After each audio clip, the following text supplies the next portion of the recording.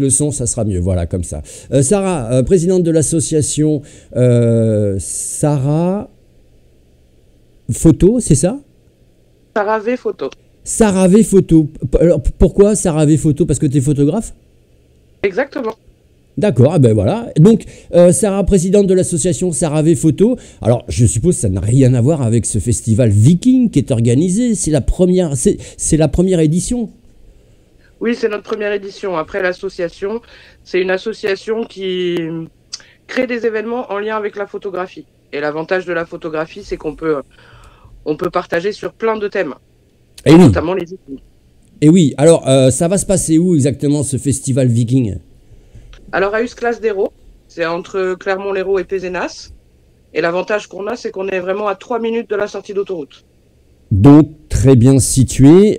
J'ai dit première édition, ça veut dire que pour une première édition, parce qu'il va s'y passer plein de choses, je suppose, entre les exposants, des démonstrations, pourquoi ce monde viking? Alors, déjà parce que dans le monde de la photographie, on faisait beaucoup de rencontres entre nous, entre photographes et modèles. On a déjà fait une rencontre pendant 2 années de suite sur le thème des Vikings.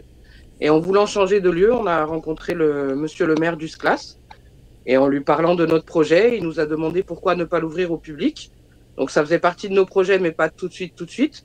Et quand on lui a expliqué ce qu'on souhaitait à long terme, il nous a dit banco pour 2025. Donc c'est un petit peu grâce au maire d'Usclas qui joue le jeu avec vous, parce que c'est bien des fois de dire aussi qu'il y a des maires comme ça qui accueillent des manifestations à bras ouverts. Oui, oui, oui. Alors c'est grâce à mon mari qui a découvert ce petit village d'Usclas, mais c'est aussi grâce à monsieur le maire qui nous a suivis dans notre folie, on va dire. Oui, alors qu'est-ce que les gens vont découvrir pendant tout ce week-end?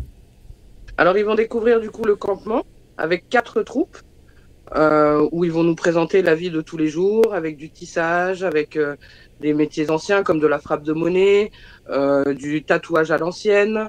Ils vont découvrir aussi plein d'artisans parce qu'on a 49 exposants sur notre marché.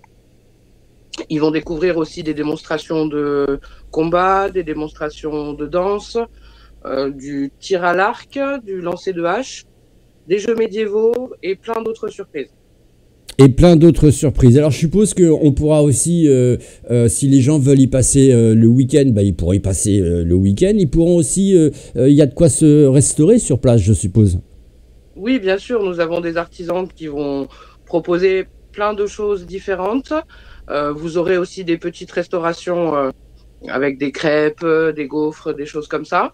On a aussi pour les carnivores quelqu'un qui va nous faire de la viande marinée braisée.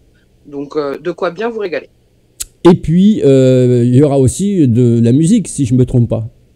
Oui, le samedi soir, nous aurons le groupe Les Tanneurs de Drac qui vont venir faire leur concert. Donc les Tanneurs de Drac, c'est un groupe rock, folk, médiéval, mais surtout ils chantent en occitan. D'accord. Et ça, c'est un choix personnel, c'est vraiment voulu de tout rassembler autour justement d'une seule et unique thématique viking. Alors oui, viking, mais on le mélange à la culture occitane, puisque tout sera traduit en occitan, la signalisation, les noms des artisans. Il y aura un crieur des rues qui va animer en français et en occitan.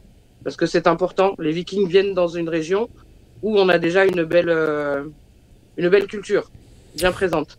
Et alors, lorsqu'on organise un tel événement, est-ce que c'est plus ou moins difficile d'aller justement trouver ces groupes de Vikings, ces troupes un petit peu, ceux qui ont des stands aussi, parce qu'on ne peut pas exposer tout et n'importe quoi?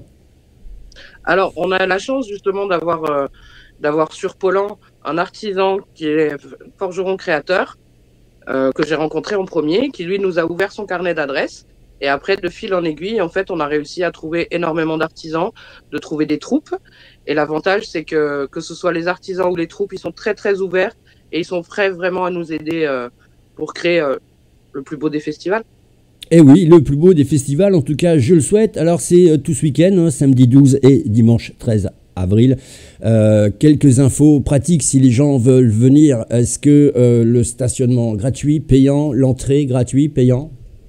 Alors, le stationnement est gratuit. Nous avons mis 3 parkings à disposition. L'entrée au festival est gratuite. Il y a uniquement le banquet qui est payant, réservable du coup par téléphone. Mais heureusement pour nous, nous sommes déjà complets. D'accord. Et alors, je parlais côté pratique, ça veut dire que le petit village, il va... Parce que tu as dit 3 parkings, ça veut dire que vous attendez relativement beaucoup de personnes. Alors oui, bon, c'est compliqué de savoir combien de personnes exactement.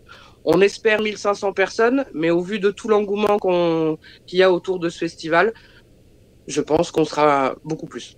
Beaucoup plus. Et alors, on va parler un petit peu météo, les questions qui fâchent. Je suppose que c'est en extérieur, bien sûr. Oui. Et donc, oui, mais bon, on a regardé un petit peu les météos un peu partout et normalement on devrait passer à travers les gouttes. Passer à travers les gouttes, en tout cas, c'est ce que je souhaite. Mais bon, pour les Vikings, peu importe, non, à vrai dire. Oui, les Vikings ont l'habitude.